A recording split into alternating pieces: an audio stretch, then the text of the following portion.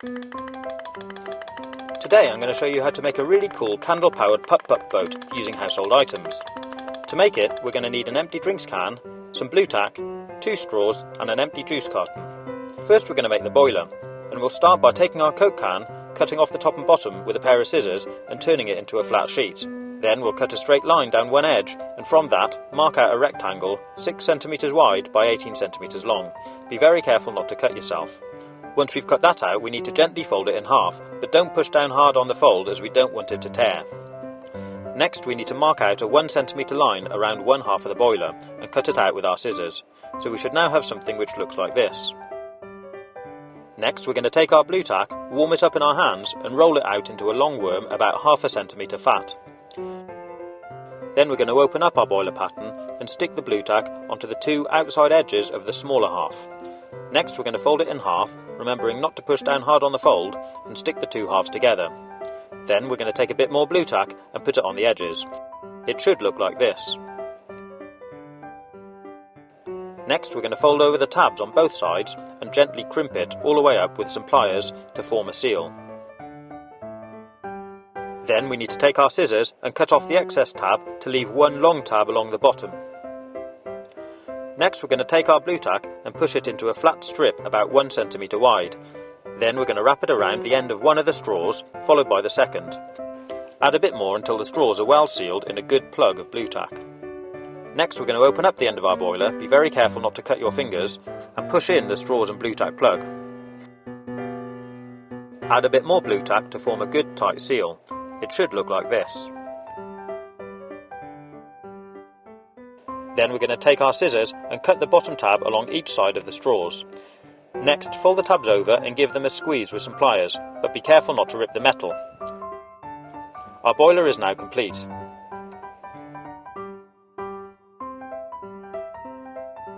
Next, we need to test its airtight by dipping it into a bowl of water and gently blowing through the straws.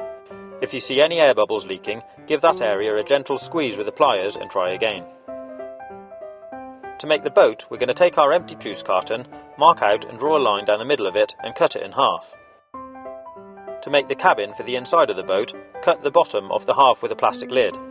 Or if you have another empty juice carton, you can cut the bottom off that to make a slightly bigger cabin. I've also cut out some windows and we'll be fixing this in place later. Next we need to cut a small hole in the bottom of the boat for the 2 straws to go through. This should be roughly halfway up the carton and in the middle. Then we need to put a thin ring of blue tack around the hole on both sides. Next we're going to take our boiler and poke the 2 straws through the hole. Then we're going to fix the straws firmly in place to the bottom of the boat with a strip of tape, making sure the straws run to the back of the boat and are central. Then cut the straws off flush with the back of the boat. Next, using a stapler, we're going to fix the cabin in place. And finally, we need to make sure the blue tack rings around the straws are pushed together to form a good seal.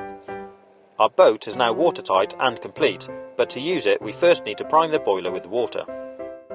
To do this, we're going to take one of our straw offcuts and snip the end. Then we're going to poke it into one of the straws at the back of the boat, and with a mouthful of clean water, blow water through the system until it comes out of the other straw.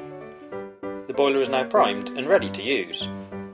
All we need to do now is drop a tea light candle under the middle of the boiler, put it into the bath and wait for it to warm up. It shouldn't take long for the boiler to start popping and off she goes. After a while you might find that the boiler leaks and doesn't work properly, in which case you might need to seal it with some more blue tack. Or if you have any, you could make a boiler using epoxy glue rather than blue tack. This is far more durable and should last a lot longer. You can paint your boat using a waterproof acrylic paint if you like. You can also spray it with a waterproofing lacquer to help protect it, but make sure it's completely dry before you use it.